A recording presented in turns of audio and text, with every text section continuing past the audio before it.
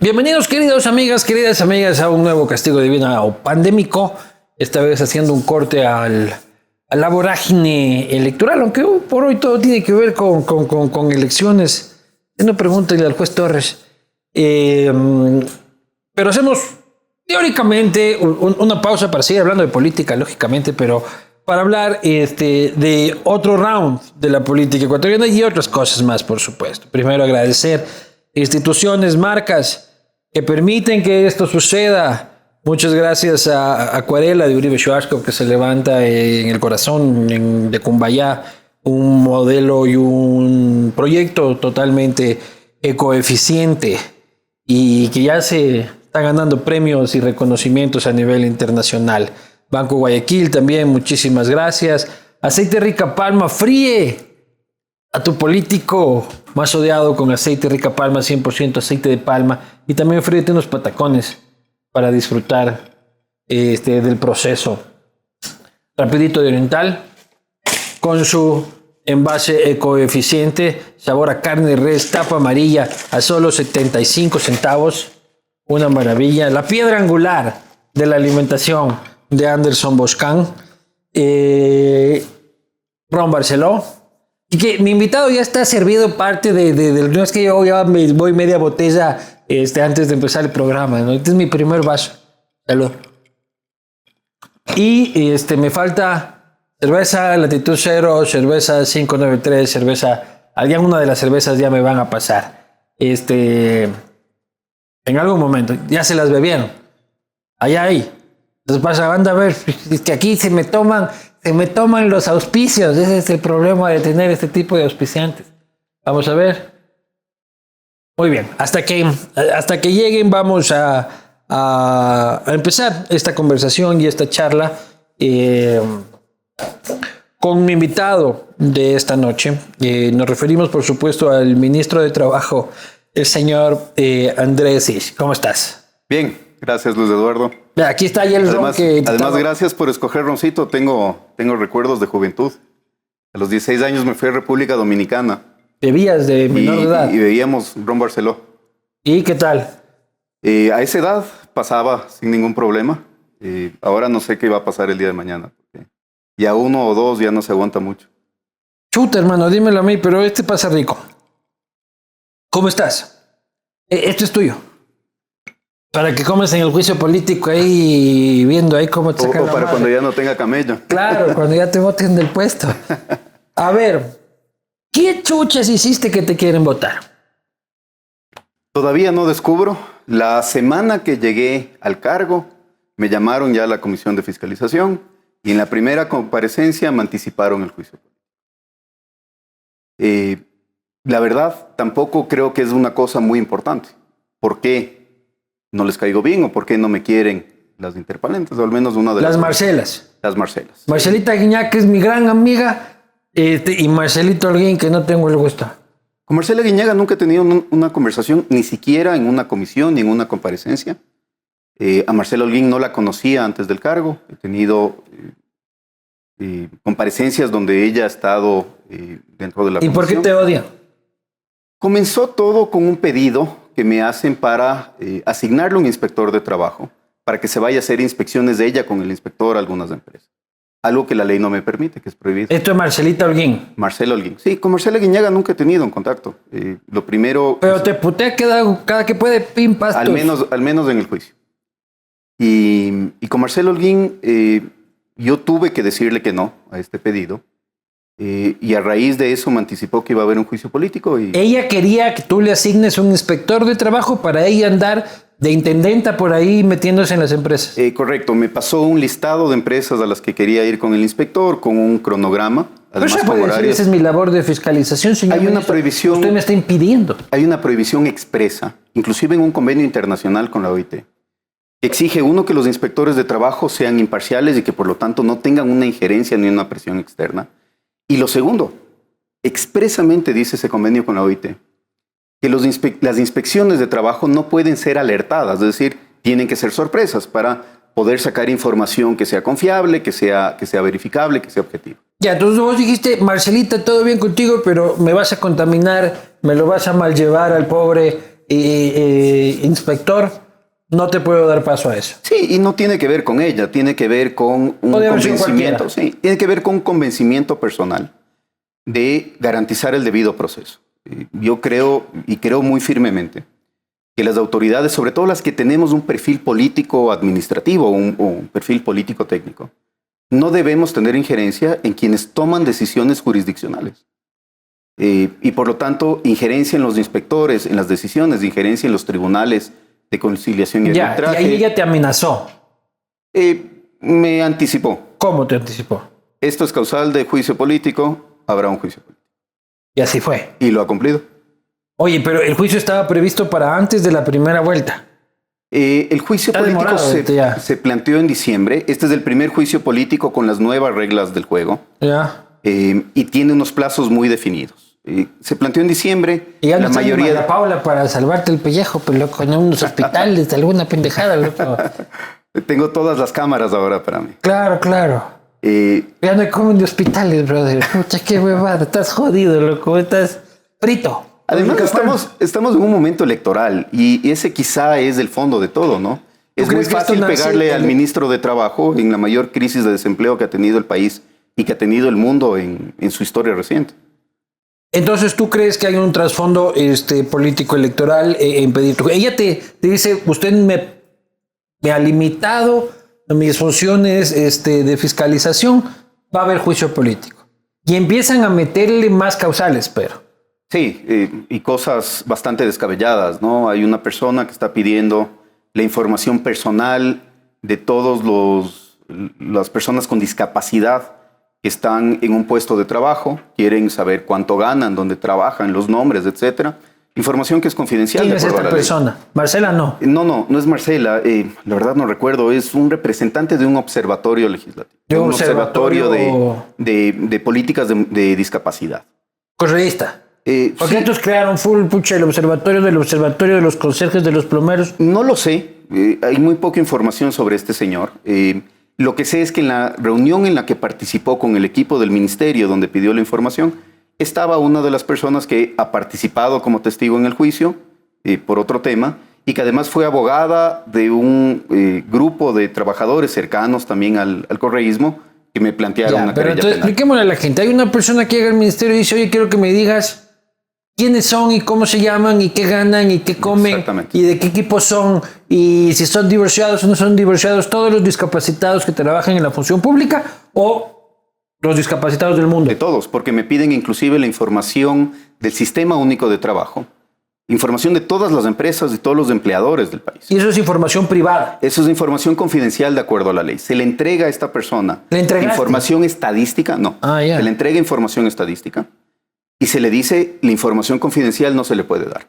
Bueno, el juicio político porque estoy atentando contra la ley de transparencia y acceso a la información. El man va y le chismea a la Marce. Así es. Y la Marce mete esto en el juicio. Es otra de las causales.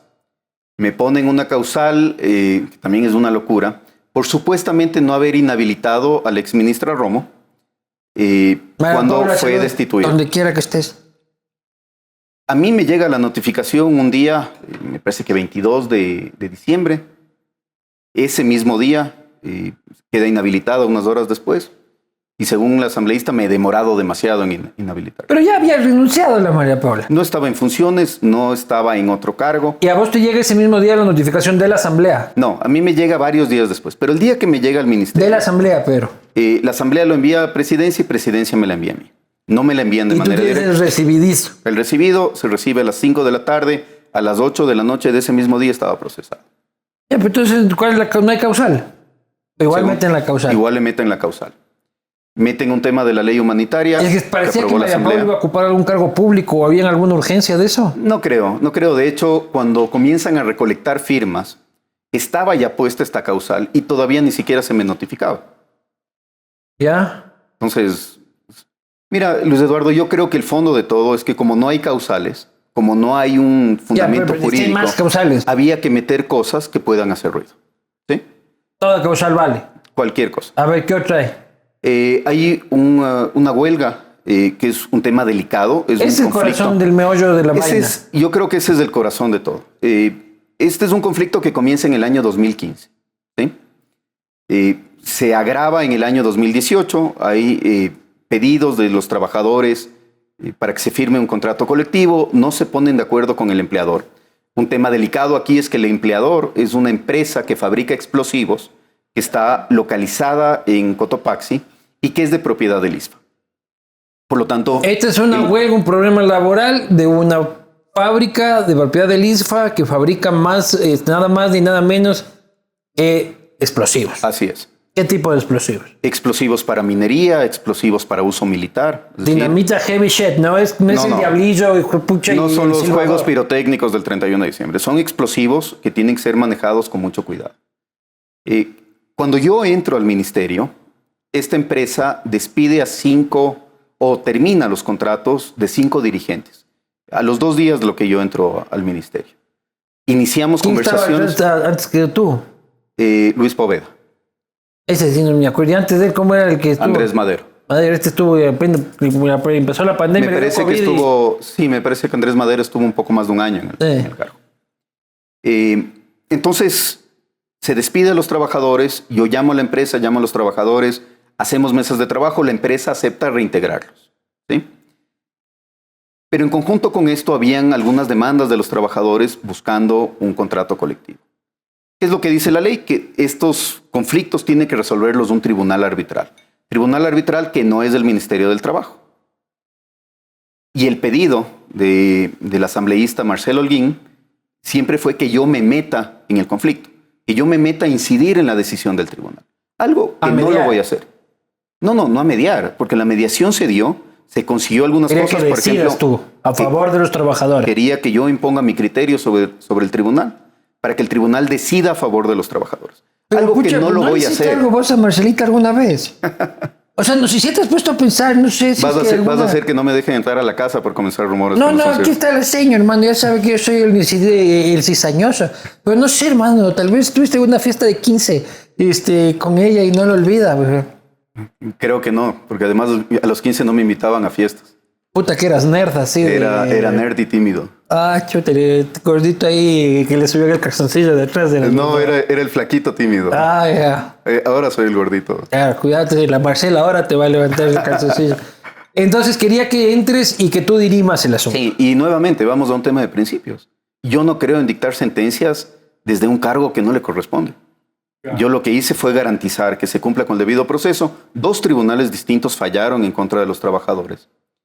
Y esa es otra de las causales del juicio. Supuestamente haber incidido en contra de los trabajadores, incidido en supuestas violaciones. Y los trabajadores hacen una manifestación, un bochinche y les pegan a los inspectores del trabajo. Eso es uno de los problemas que se tuvo.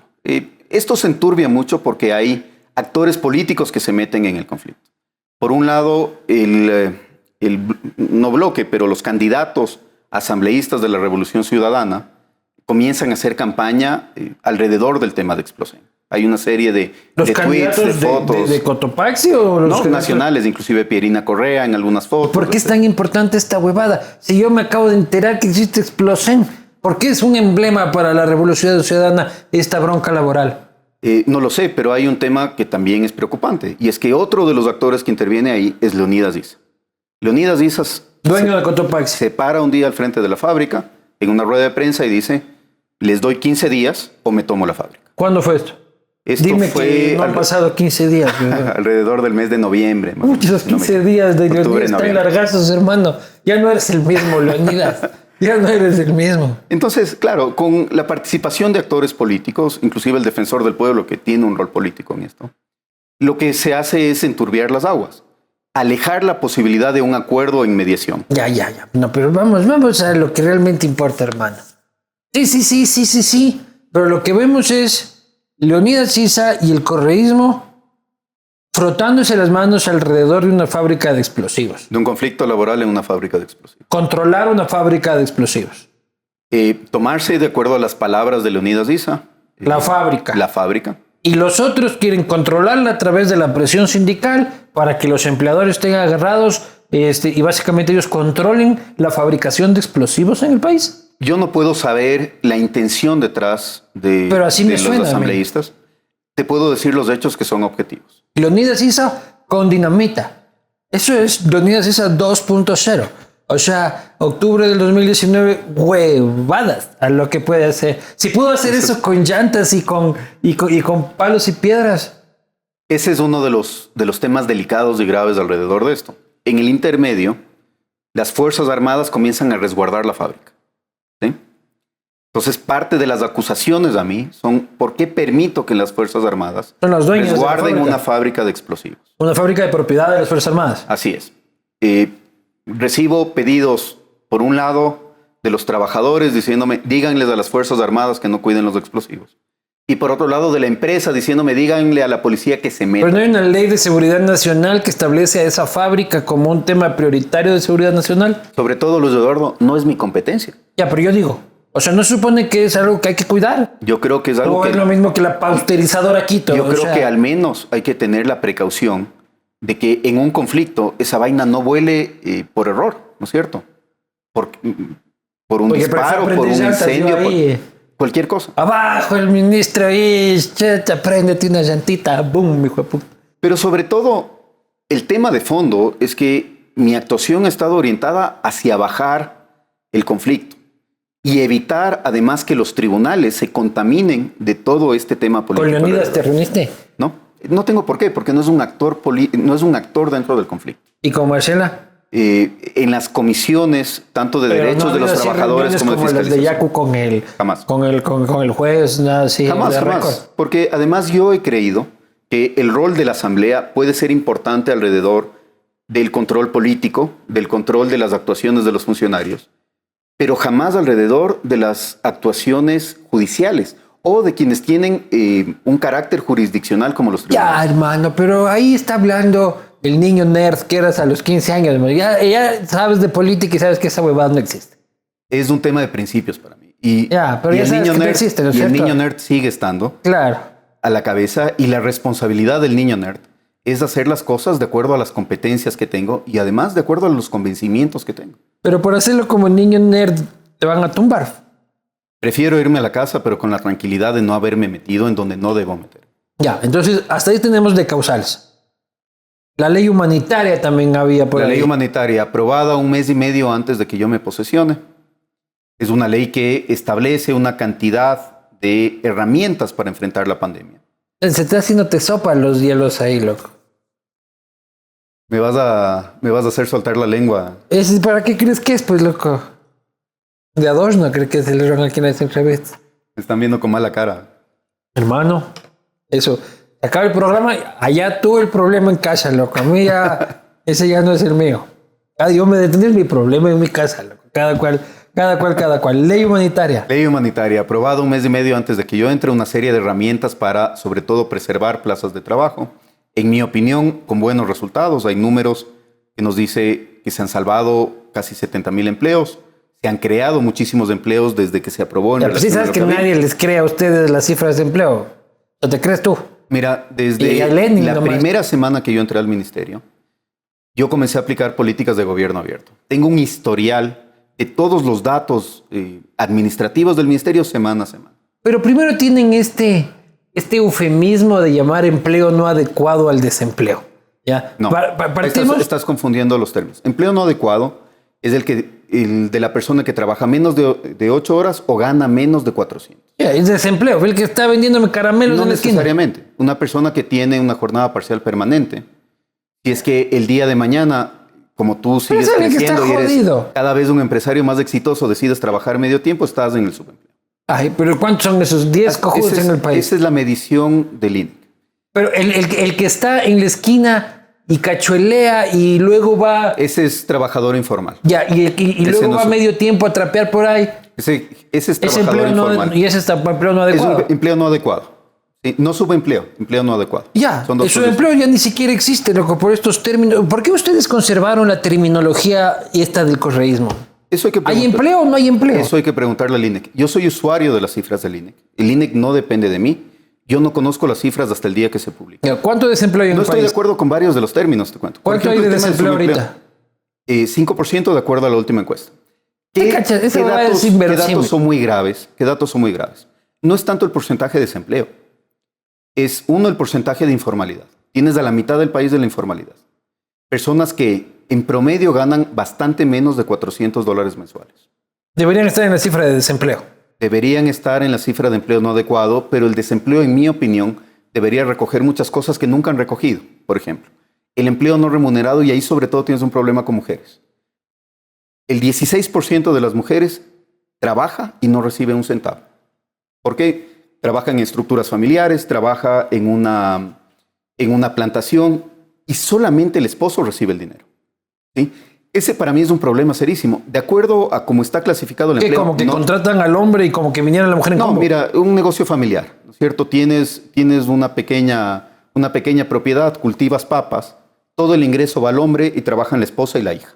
Claro. Las hijas, o sea, la hija y la esposa trabajan, se computa como empleo, pero todos los ingresos están yendo al hombre. ¿Sí? Ese creo que es un tema, por ejemplo, que hay que corregir en cómo está clasificado. Sin duda, pero no me puedes decir que este país tiene el 5% de desempleo. Esa es la huevada, que ustedes salen y dicen el país tiene 5% de desempleo y por eso todo el país se les caga de risa, loco. ¿Sabes qué pasa, Luis Eduardo? Que durante muchísimos años de esta misma clasificación, porque no es una clasificación de ahora, no llamaba tanto la atención porque no teníamos un shock como el que tuvimos con el COVID.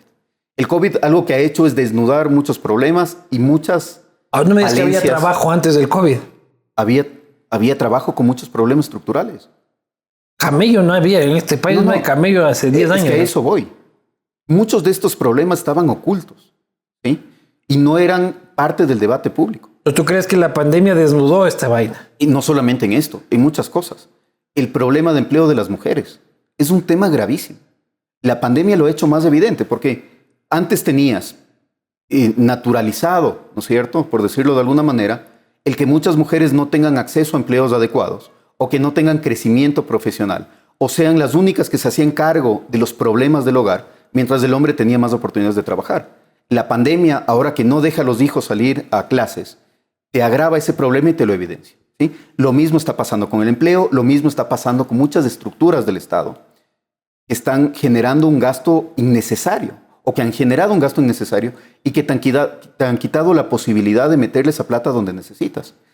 Mira lo importante que hubiera sido que durante la pandemia tengamos ahorros, esos ahorritos, esos fonditos que se comieron durante muchos años, para subsidiar el salario de los trabajadores que estaban a punto de quedarse sin trabajo. Hubiera. Pero vamos, terminemos el juicio político, porque luego vamos a estar volviendo todo el tiempo. Pero esos son los problemas estructurales. Ahora, yo entro al ministerio en julio, me encuentro, además de cara con estos problemas estructurales, y con un desempleo que es el más alto que hemos tenido en la historia reciente del país. 13,3% con esta medición, ¿sí? Casi 4 veces más de lo que tenías en la última medición que se había hecho, que era la de diciembre del 2019. ¿Cómo enfrentarte a esa crisis sin ahorros, con oleoductos rotos, sin ingresos petroleros, con el precio del petróleo en el piso?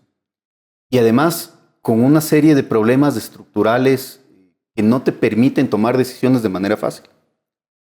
Y ahí entra la ley humanitaria. La ley humanitaria nos da algunas herramientas para lograr generar una red de protección, evitar que el empleo siga cayendo a la velocidad alarmante que caía y tener un piso desde donde poder comenzar a crecer con una serie de políticas adicionales. Por esa ley humanitaria aprobada por la Asamblea, me inician también el juicio político. ¿Qué hiciste? ¿O qué no hiciste? Eso todavía no lo termino de entender. Porque no, pero ¿qué es lo que dicen las interpelantes? Las interpelantes dicen, hay una norma interpretativa sobre la fuerza mayor en relación a las causales de terminación. ¿Qué quiere decir esto en lenguaje de no abogados? Que la Asamblea con la ley humanitaria puso una protección adicional para los trabajadores, para decirles a las empresas, si ustedes quieren aplicar la causal de fuerza mayor, es una causal que termina los contratos de trabajo sin una indemnización, usted primero tiene que cerrar por completo su actividad. Tiene que quebrar y ponerle seguro, ¿sí? Para que no abuse de esta herramienta. Eso sale en la ley humanitaria. En la misma ley humanitaria te dicen que hay... Yo voy a ser al segundo, verás. Adelántate nomás. Por eso te quieren votar. Por aburrido. Por aburrido, por nerd. Marcelita le gusta la pachanga, pues, loco.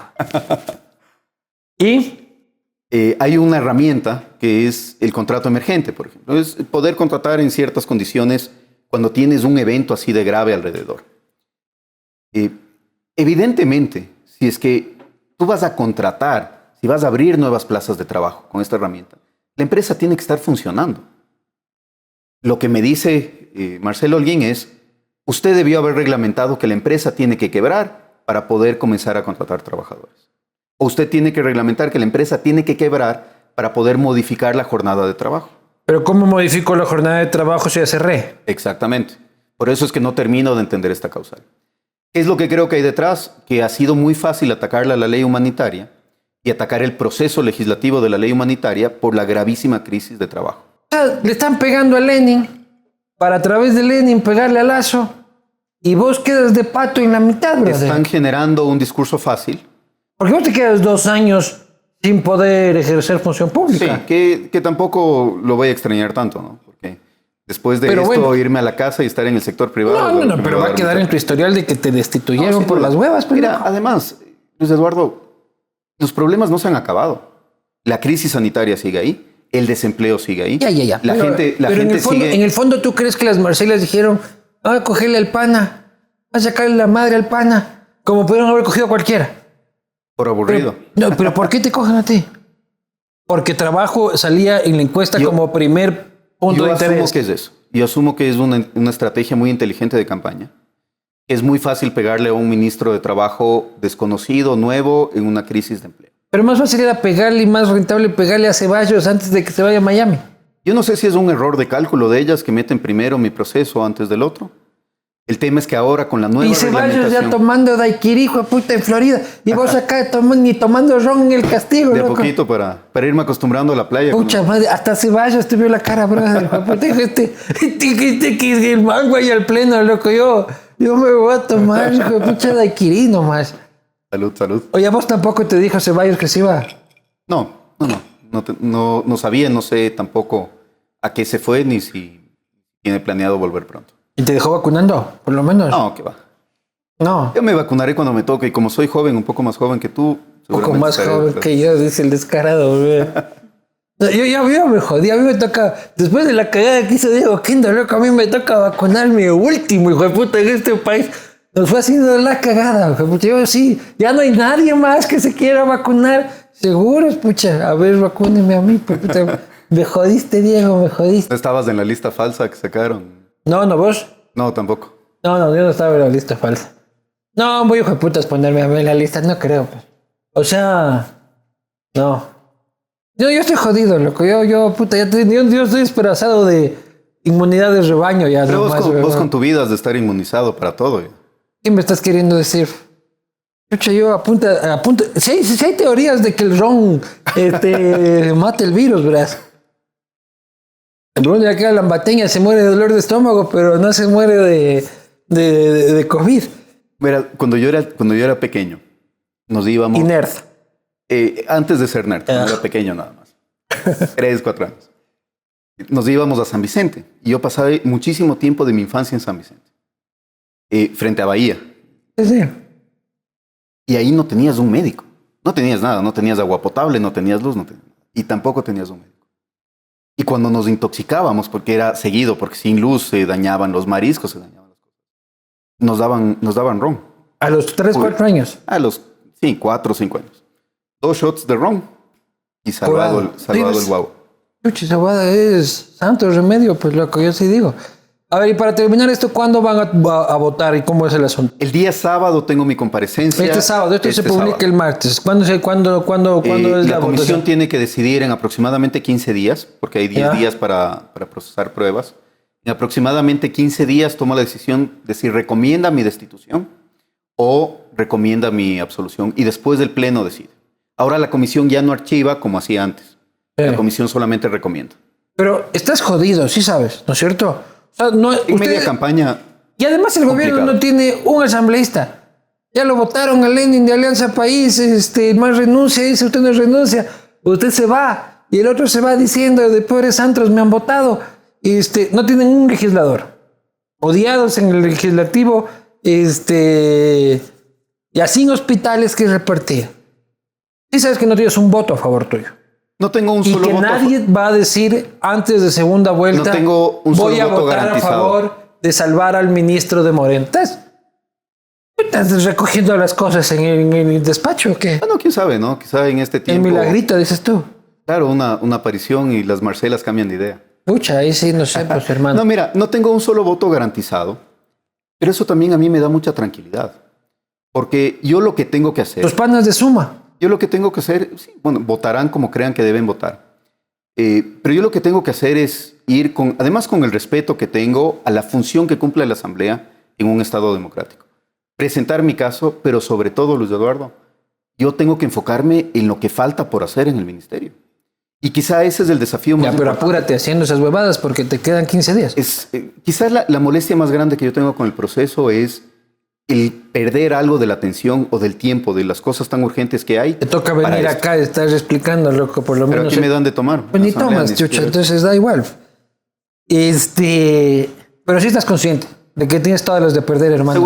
Seguramente. Tampoco es algo que me quita el sueño. Oye, ¿y en el gobierno has tenido respaldo? ¿Qué te dicen tus colegas? Yo he sentido respaldo de muchos sitios. Creo que una de las satisfacciones que he tenido es haberme encontrado con mensajes y apoyos no buscados e inesperados. Y eso también me da tranquilidad. Porque Ya, pero entonces quiere decir que el gabinete valió carpeta con el respaldo. No estoy diciendo eso. Lo que estoy ¿Quién te diciendo ha es que este respaldado respaldo, el respaldo que yo he sentido es muchísimo más amplio que el de un espíritu de cuerpo. ¿Quién te respalda? He tenido conversaciones con artesanos. ¿Del gobierno, digo? Del gobierno varias muestras de ¿Quién? respaldo. De compañeros de gabinete, ¿Quién? El mismo presidente me llamó. ¿El presidente qué te dijo? Que tengo apoyo, que tenga tranquilidad en el proceso. Pero sobre Pero el man todo, ya se va, creo. mira, güey. pero aquí hay una cosa, Luis Eduardo. El man Si es también que- te deja botado. si es que loco. yo creo. Qué huevada, el Si man es que- también se va ya mismo ahora con el cuento del corazón, loco. Oye, pero vos estás de regador de chismes más que de... No, yo solo digo, hermano. Luego cuando se vaya no estarás diciendo que no te dije. Y vos solito ahí con tu carpetita en el legislativo, ¿verdad? Pero mira, si es que yo creo, es cierto, que ni siquiera por las obligaciones que tengo y por las responsabilidades que tengo, mi tiempo lo tengo que dedicar a esto, sino solamente explicar el fondo. Mucho menos le voy a pedir a terceros que están en las mismas condiciones y con una crisis encima que lo hagan.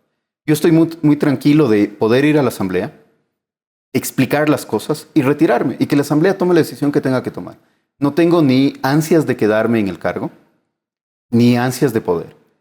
Para mí el cargo de ministro, Luis Eduardo, ha sido una experiencia enriquecedora, una experiencia además que me ha permitido servir desde una posición que es privilegiada, porque lo que puedes hacer en un día en el ministerio, seguramente desde el sector privado te toma un año. Tú entras al gobierno como parte del equipo de confianza de Richard Martínez. Así es. Sin Haberlo conocido, pero... Que by the way también está en Estados Unidos en tremendo cargazo, pucha, pasando la bacán y vos aquí pasando las de Yo a calle. Richard le conocí ya trabajando en el ministerio. Yo no le conocía antes de entrar. Bueno, pero güey, eras parte Sí. de su equipo de confianza Así ya es. luego en un momento. ¿Cómo llegas ahí? Poco de coincidencias. Y una coincidencia además que es una de las primeras cosas que me hace realmente poner en una balanza esas diferencias enormes que tenemos de oportunidades en este momento. Mi esposa, es además una mujer brillante y a la que admiro muchísimo, recibe una invitación porque ella le conocía el equipo de trabajo de Richard Martínez para trabajar en el despacho. Por sus obligaciones, por nuestra hija que es chiquita, no puede aceptar y yo envío mi carpeta y me contratan con mi carpeta. Y es que fue realmente... Le iban a contratar a ella. Le ofrecen un cargo a... Ella estaría mi en el esposa. juicio político hoy por hoy. güey. No, seguramente hubiera hecho mejor que David yo de las Pato, cosas. pa, y ella muy bien. Ella como el Richard Martínez, loco, todo bien, no mentira. Entonces, yo envío mi carpeta, revisan mi carpeta, les gusta, me llaman a una entrevista y me contratan. Así es como entro a trabajar con Richard. Yo no le conocía, creo que ha sido una suerte el haberme encontrado con él. Y trabajaste con Richard en octubre del 19. Claro, yo entré un poco antes, yo entro en mayo del 19. Pero por eso, o sea, vos estuviste Estuve durante octubre, así es. cuando la decisión de ustedes, de Richard, casi no hay país después Claro, de yo eso. me inauguro en el ministerio con una huelga de hambre de los jubilados.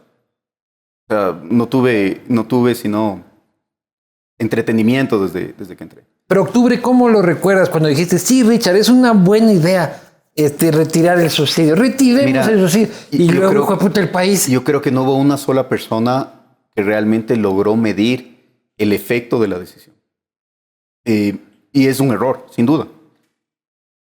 Además, creo que algo que no se llegó a entender hasta ese momento es que había muchísimo dolor acumulado. El país desde hace muchos años, no estos 4 años, no los últimos 6, yo te diría 8 o 9 años, permanentemente ha visto que se deteriora la calidad de vida de los ecuatorianos. ¿Sí? De a poco se han ido perdiendo puestos de trabajo. Y para darte un dato, en el año 2015 y en el año 2014 y en el 2017 hubo más terminaciones de contratos que lo que hubo en este año, más actas de finiquito. Pero quizá como la situación no estaba tan grave, no fue tan evidente en ese momento. Ya, pero yo te estoy preguntando el rato que viste Quito incendiado, no dijiste, puta, la cagamos. Terrible. Mira, en ese momento yo tenía una sensación de que había que sostener una medida que era importante para el Ecuador a futuro. ¿Sí? Que no hubo cómo sostener. Que no hubo cómo sostener como se lo estaba planteando. Pero una cosa que me pasó en octubre y que también me hizo pensar muchísimo es que por primera vez sentí un miedo muy profundo y muy real. Mi esposa estaba operada en ese tiempo, mi hija se había quedado con la abuela. Y el miedo de no saber si le podía pasar algo a ella, de estar encerrados en el departamento, con angustia, etcétera, me llenó de un miedo que yo no había sentido nunca. Y la segunda cosa que me pasó es que ese miedo te puede llevar a mucha ira. Y quizá la perspectiva, ¿no es cierto?, de una persona que generalmente es tranquila, como yo, un nerd, como vos lo dices, se llene de ira y se llene de miedo, o se llene de ira por el miedo. También me ha hecho pensar... Estos son peligrosísimos, los que parecen nerds y luego explotan. No, yo creo que Bowling for Columbine. Yo creo que lo peligroso es desconocer que el dolor en la gente y el miedo en la gente del futuro y la incertidumbre y el ver a tus hijos y no saber qué es lo que va a pasar mañana. Pero que hubo un momento en que entraste en pánico. Sí, sí. ¿Qué es entrar en pánico para ti?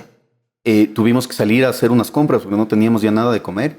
Nos cruzamos con una manifestación que venía muy agresiva. Logramos con los justas esquivarnos de la manifestación. Y el miedo... Pero no dijiste la cagamos. De Gandhi siempre estaba bien. En ese momento no. Un poco más adelante sí. Y es por esto que te digo. El poder después entender que si tú desatiendes muchos de estos sentimientos legítimos que están en la población, por más que estés tomando decisiones acertadas, decisiones técnicas a largo plazo, pero si tú ignoras lo otro, ignoras lo que la gente siente, lo que le preocupa, lo que le hace tener miedo por el futuro de sus hijos, es una cosa que va a explotar tarde o temprano. Y creo que allí hay una deuda pendiente como sociedad. Hay muchas cosas que hemos normalizado que no son normales. Mira, Luis Eduardo, el que la quinta parte de las mujeres gane menos de o alrededor de $40 al mes, no es normal. ¿Cuántas mujeres hay en el gabinete? Ministras. No sé cuántos son. Bueno, al ojo. No sé, 3. 8, no, un poco más. En el gabinete un poco más. A ver, la ministra de Comunicación, de Turismo, de Educación. La directora del SRI, la directora de aduanas. Ministros. La ministros. del Banco Central. Pero son parte del gabinete. No, sí, pero con rango de ministra. Pero bueno, entonces hay también... Pero en realidad ministras que sean ministras, que su cargo sea ministro, 2. 2 me parece en este momento. ¿Y cuántos ministros hay? Somos 15. Ustedes mismos de adentro, brother. ¿Sí? Sin duda. Mira, cuando yo llegué al ministerio... ¿Cómo puedes ahí a decir las mujeres tal? Un grupo de que ese gabinete y más huevos que... Es parte de las cosas que normalizamos y no nos damos cuenta. Cuando yo llegué al ministerio, llené algunos cargos de libre remoción con gente de confianza. Yo tenía la sensación de que la mayoría de esos cargos eran mujeres. Hasta que un día hicimos un listado y me di cuenta que la gran mayoría eran hombres. O sea, ni siquiera yo que estaba metido en estos temas había realmente dimensionado la disparidad que había en el ministerio. ¿Sí? Creo que ese es uno de los temas también pendientes, y es uno de los temas pendientes como sociedad. Sin duda es uno de los temas pendientes desde la administración pública, desde la política pública. Trabajamos un proyecto de economía violeta que está listo, que va a ser enviado a la Asamblea en pocos días. No, pero ustedes no pueden pasar ni la ley de nombrar al Papa embajador de buena voluntad. Mira, si es que a cambio de que yo renuncie aprueban el proyecto, yo lo firmo en este rato. Lo sé. Sí, pero sí ves que no pueden pasar nada, ¿no? Bueno, veamos. O sea, ya no pasa ni el cal los proyectos. Este es un proyecto que lo que hizo fue recoger sí, muchas luchas de la sociedad. Pero lo que quiero decirte es que sí ves que es un gobierno inmovilizado. O sea, ya no hay gobierno. Es un país inmovilizado, Luis Eduardo. Pero no hay gobierno. El que tú no puedas discutir en democracia cosas que le sirven y necesita la gente. No, es que ya el gobierno no es un interlocutor en este país. El gobierno ha explotado. Eso es lo que pasa en este país. El gobierno tiene... Y terminó de explotar ya completamente con la salida de Roldán, que mal o bien medio... Sin duda el gobierno tiene muchas debilidades políticas. Lo que yo no voy a hacer es dejar de dar la pelea por las cosas. No, sin duda. Pero vamos a hablar del gobierno. Olvídate de... Podemos hacer una apuesta sobre el proyecto de ley de economía biológica. Ojalá pase. No lo he leído, pero si es que es como tú dices... Ya, pues loco, tengo full, pero una nunca está de más. una no auspiciada. Claro. ¿Cómo son sus gabinetes, hermano, dentro ahorita? Esa debe ser un velorio, loco. O sea, puta, no me quiero ni imaginar el presidente ahí contando malos chistes. Y primero me han dicho que habían dos gabinetes. Un gabinete para el hueveo con el presidente, con tamalitos, pares de chistes. Y luego un gabinete para trabajar con Roldán. No. Lo que tienes es una preparatoria de la reunión con el presidente. Donde se trabaja. Donde expones, dependiendo los temas, varias cosas. Y después un espacio donde el resumen de esos temas, en conjunto con ciertas tomas de decisiones, se le hace con el presidente. Eso ya es para el hueveo. No, muchas de las decisiones se toman en ese espacio. ¿Como de qué? ¿Empanada de queso o empanada de carne?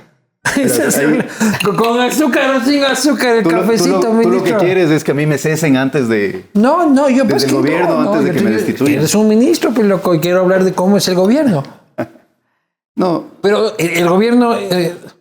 o sea, el presidente se duerme en las reuniones, pues no, hermano. No, para nada. ¿No se duerme? No, para nada. Mira, te cuento mi experiencia dentro del gobierno. A mí me han dejado trabajar. Han confiado en que la visión que yo planteé cuando entré al ministerio se cumpla. Pero Lenin te dice, esto está bien, esto está malo. Allá vos haz lo que te dé la gana. En casos muy puntuales hemos conversado sobre la política del ministerio. Hay cosas que exceden del ministerio y necesitan coordinación con otros espacios, en los cuales a veces hay que elevar temas cuando no hay coincidencia. Pero básicamente tienes la libertad tú de hacer lo que quieras. Que es algo que yo valoro. Es decir, yo estoy en el gabinete después de una conversación en la cual yo expuse la visión que tenía, y el día que yo no me sienta cómodo en algún espacio, yo me voy. Y eso sería lo mismo en este caso. El presidente está enfermo. El presidente tiene un problema en el corazón, lo dijo el otro día. ¿Qué tan mal está el presidente? No conozco, el presidente tiene una condición, ¿cierto? No sé si tiene algún tema. Vi la entrevista, pero esa es una pregunta para él, no es algo que yo conozco ni que puedo responder. Pero ¿no ves tú en la dinámica de trabajo que eso sea un impedimento? La dinámica ha seguido muy parecida. Como te digo, hay un estilo de gobernar. Lenin, tal cual llega hasta el 24 de mayo. No veo por qué no, pero nuevamente, esa es una pregunta para el presidente, no para mí. ¿Pero qué hace si es que Lenin se va? Depende del caso, Luis Eduardo. Yo no puedo anticiparme a algo que no tiene en este momento ningún piso para poder pensar. Capaz para cuando la gente ya lo está viendo el martes, ya el presidente ya no está en el país, ¿verdad? No se sabe. Oye, y si es que te votan la asamblea, pues te vas con la conciencia limpia, tranquilo, a pesar de que la historia nacional recoja el ministro de Trabajo fue cesado por incumplimiento de tal o por lo que sea. ¿Qué vas a hacer? Yo me fuera a Manta, loco, a echarme en Manta, hijo de pucha. Púdranse ustedes, Marcelas. Pero vos tienes unos ingresos y un patrimonio que no tengo yo, pues, hermano. No, pues ni que tuviera yo sueldo de ministro para ver ahorrar con sueldo de ministro. Me voy a vivir a Manta. Todo el tiempo que quiera. Pero, ¿qué vas a hacer? Yo soy abogado, yo voy a volver al ejercicio privado. Voy a, además, aprovechar para pasar con mi familia, que creo que es una deuda Es una deuda que tengo porque ha sido un tiempo muy demandante en el sector público, no solamente en esta época de ministro, sino en los años anteriores. Y disfrutar de mi hija, disfrutar con mi esposa. Oye, pero el Ministerio del Trabajo es un buen sitio para robar, ¿ya? No digo que sea tu caso, jamás. ¿Cuál es un buen sitio para robar? El Ministerio del Trabajo, porque es juez en muchísimos casos. ¿Me explico? Entonces, como tiene un rol de dirimir en conflictos laborales, nunca te ofrecieron así un maletín. No. Ni vino alguien así sospechosín en algún momento. No, y la verdad, yo creo que las personas que buscan sobornar a alguien seguramente tienen muy medido a quién le pueden ofrecer y a quién no. Tienes dos formas de enfrentar la corrupción. La una es con personas, ¿cierto? Esta persona es corrupta, la saco, la reemplazo.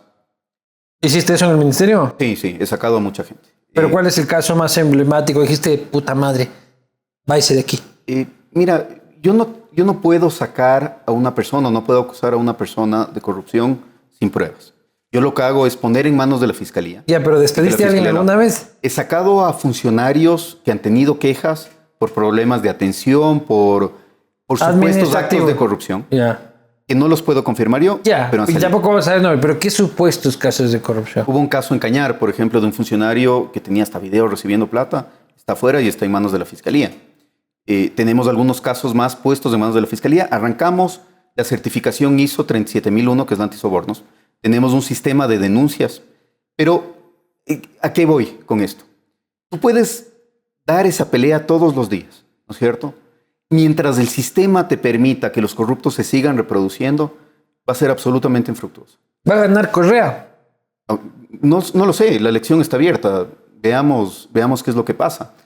¿Pero qué crees que pase? Creo que la lucha, solo para terminar el tema anterior, porque esto también es una cosa de convencimiento personal. Creo que la lucha está en quitar espacios de discrecionalidad, en simplificar la administración y, sobre todo, en volver a confiar en la ciudadanía. Mientras más le tienes al Estado metido en la vida de la gente, más posibilidades hay de corrupción. Y eso es parte de lo que hemos hecho en el ministerio. Oye, ¿y va a ganar Arauz? No lo creo. Yo creo que la pelea está abierta.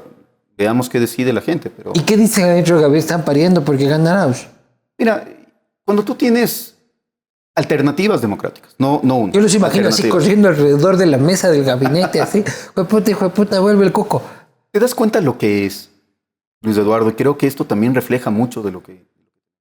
¿Te das cuenta lo que es saber que si llega una persona determinada, los adversarios políticos, porque no son los delincuentes, no son los corruptos, los adversarios políticos, los periodistas como tú, los que han tratado de vivir en libertad, tengan que salir corriendo?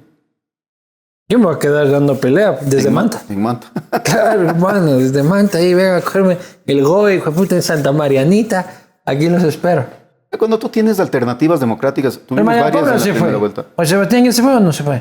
Juan Sebastián está aquí. En el país. Así es. Richard, a buen recaudo. Richard, en un cargo que yo creo que nos tiene que dar, sí, creo que nos tiene que dar mucho orgullo.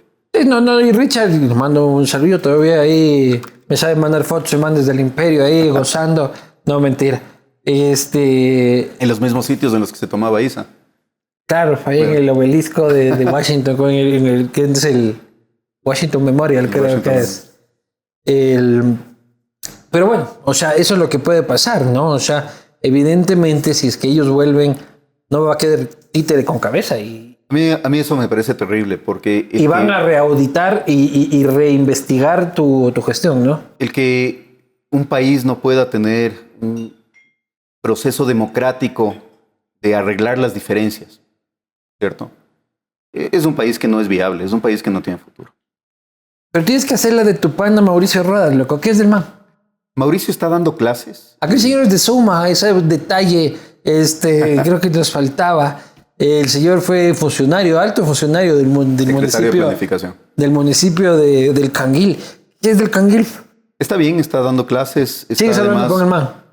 Muy esporádicamente, porque no hay mucho tiempo. Es una persona a la que tengo cariño. No lo he visto seguido desde que salí del municipio. Y él, hasta donde sé, o de la última vez que conversamos, está dando clases en una universidad de los Estados Unidos, semipresencial, y además está ayudando a un grupo de ciudades liderados, si no me equivoco, por Riad para alcanzar los objetivos de desarrollo sostenible. Y cuando ves el municipio de Yunda, ¿qué dices? Me da mucha pena, la verdad. Mira, más allá de... Ahora que va a operar él mismo el metro, dice que él va a manejar. Esa es la peor decisión que el grillete no hace interferencia con el comando, dice. Es la peor decisión de política pública que se puede tomar. Es terrible. No, es terrible, es terrible. Mira, es una decisión de política pública que se va en contra de lo que recomiendan los multilaterales, en contra de lo que recomendó la propia Procuraduría del municipio de esta administración. Y además es una decisión que seguramente le va a costar a Quito el que ese proyecto no crezca, que no se extienda, por ejemplo, hasta la Ofelia, como se debería extender, que no se pueda comenzar otra línea. Y quién sabe si es que es algo que le cuesta el proyecto en su conjunto. Es una decisión que a mí me parece gravísima. Y me parece más grave todavía porque es una decisión que está tomada sin ninguna visión de ciudad. El metro de Quito debía haber sido el eje de la estrategia de resiliencia de la ciudad. Totalmente. El eje de la transformación de lo que pasa en superficie, de no solamente convertirse en un referente de movilidad, sino sobre todo de integración del tejido social. Acá la Mateña se está burlando de vos, dice que estás como Giovanni Andrade, a mi esposa que amo mucho, que es maravillosa.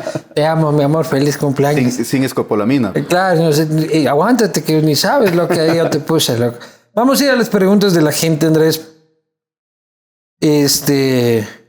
Agradeciendo, por supuesto. Un segundo. Siempre tengo mal guardado. La Jaboline, que premia a la mejor pregunta, que es la fórmula del éxito la tiene Jaboline: un menos desgaste, ahorro de combustible y mayor protección de tu motor. Jaboline got the power. Así que ahora sí vamos a las preguntas de la gente. Tú vas a elegir las preguntas de la gente. Aquí está la Ambateña, se sigue burlando en silencio. Ahora de mí. No tiene compasión la Ambateña, hermano. Lo más triste es que se burla y mi esposa está al lado y no dice nada. Claro, no, ellas son las que se burlan. Ellas acordaron burlarse de nosotros. A ver. Marco Velázquez, ministro, ¿usted fue consultado o participó en el cambio de la metodología de las estadísticas del INEC? No, porque el INEC es una institución autónoma. Yo conozco las estadísticas o el resultado de las encuestas el mismo día que sale y soy usuario de esas encuestas. ¿Qué sí reflejan las encuestas, Luis Eduardo? Nada, esas cosas del INEC no les creo nada. No, mira, reflejan una realidad muy grave. Reflejan... Que el INEC vale carpeta. Las estadísticas son trabajadas con cooperación de la OIT y de la CEPAL. Pero sobre todo lo que estamos viendo con esas encuestas es que si no seguimos profundizando las políticas, no solamente para salir de la crisis del COVID, sino para resolver los problemas estructurales de empleo, seguramente vamos a tener un nuevo estallido en el país a futuro. ¿Por qué cuando el INEC publica o debe publicar las cifras de empleo se da el cambio de los directores del INEC, ensalzados por el cuestionamiento a los ministros de trabajo? ¿Quiénes son los directores?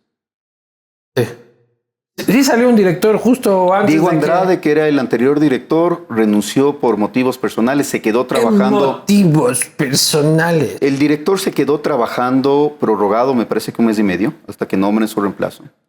Y si no me equivoco, trabajó hasta hace unos pocos días. Ronaldo Rosado, ¿ha generado alguna vez fuentes de trabajo? Es una gran pregunta. Yo le voy a dar el premio Jabolín. ¿El ministro de Trabajo ha generado alguna vez trabajo? Sí, yo tuve muchísimos años en el sector privado. ¿Haciendo qué? Por un lado, en un estudio jurídico, generando varias plazas de trabajo. También trabajé en el sector agrícola. Ahí... Parece como Aparicio Caicedo cuando le pregunté esa pregunta. Dice, no, sí tengo una empleada en la casa.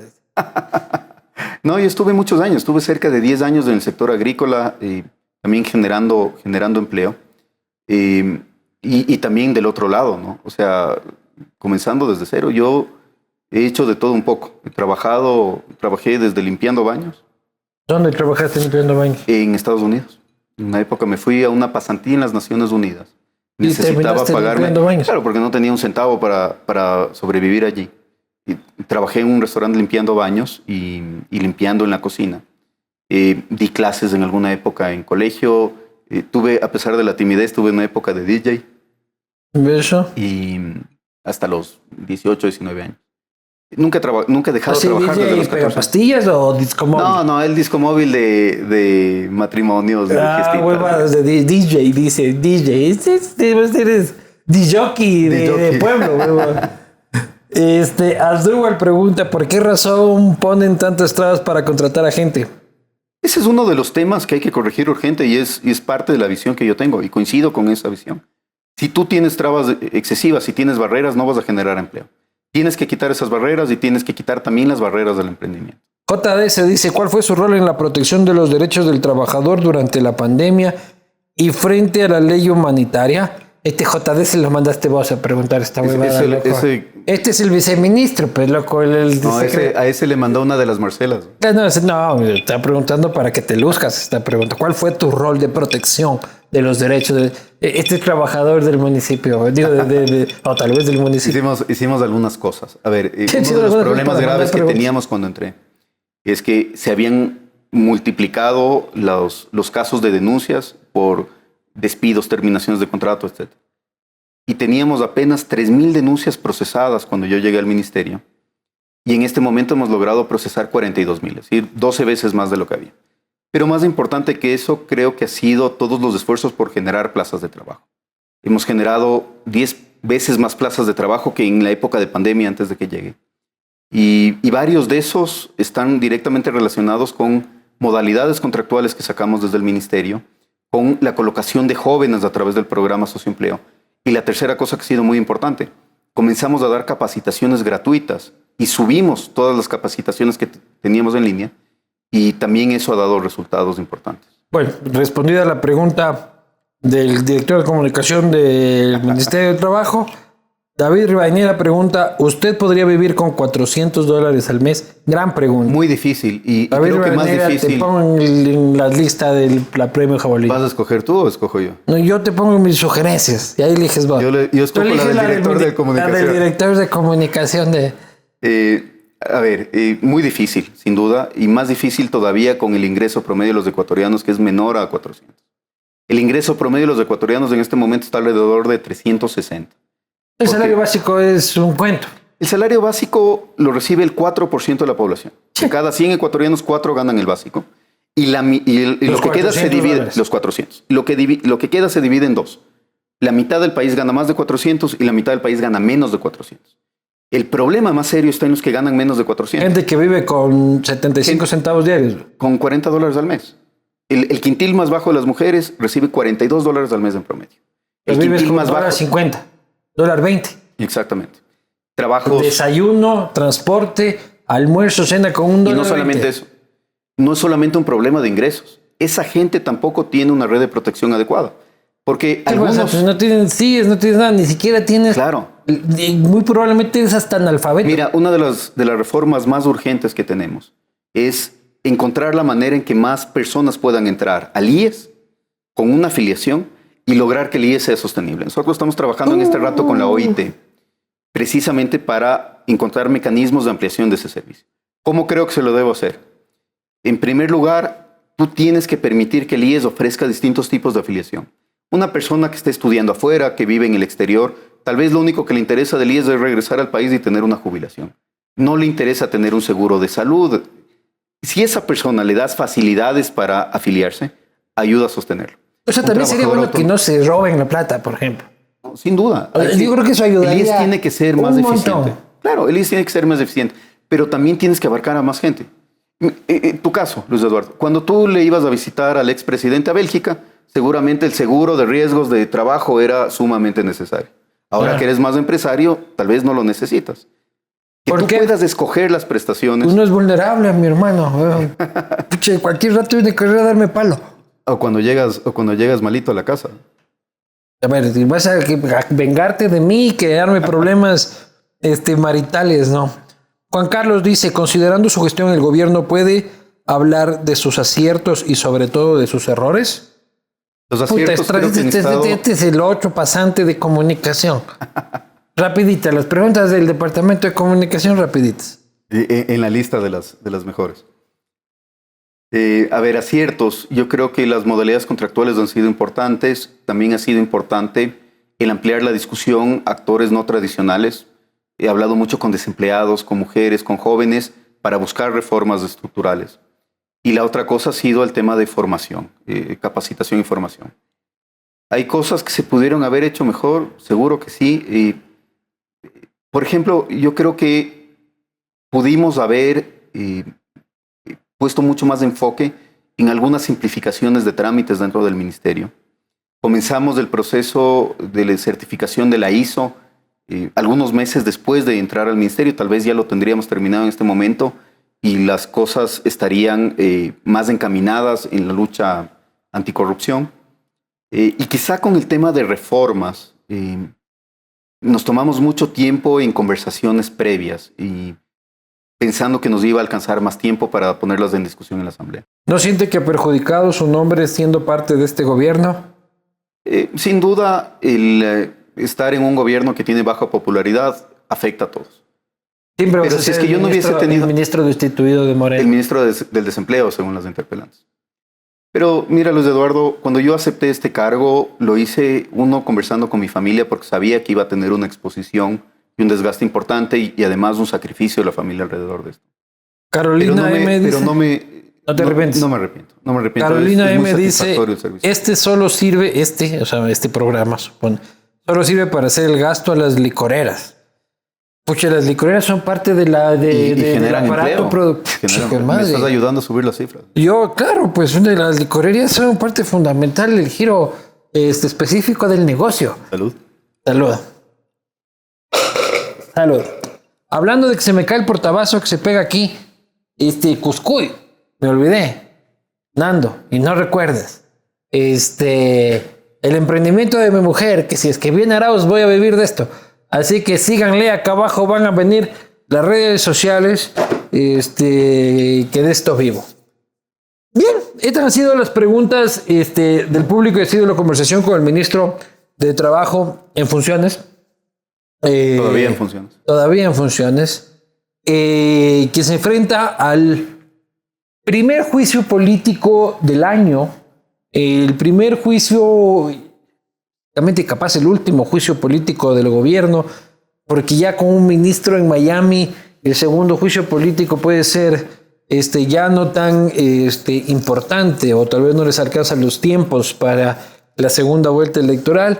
Un juicio político que sin duda es una bandera que más allá de los motivos tiene un sustento electoral para quienes ven en este juicio político una última forma de atacar al gobierno de Lenín Moreno.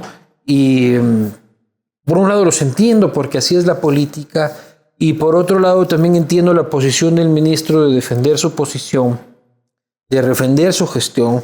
Yo al ministro lo conozco desde antes de ser ministro además, y puedo dar fe de que es una persona competente y que estás cagado. Básicamente puedo dar fe de que estás cagado también. Ojalá si me votan me sigas invitando al menos para poder tomar. ¿Qué?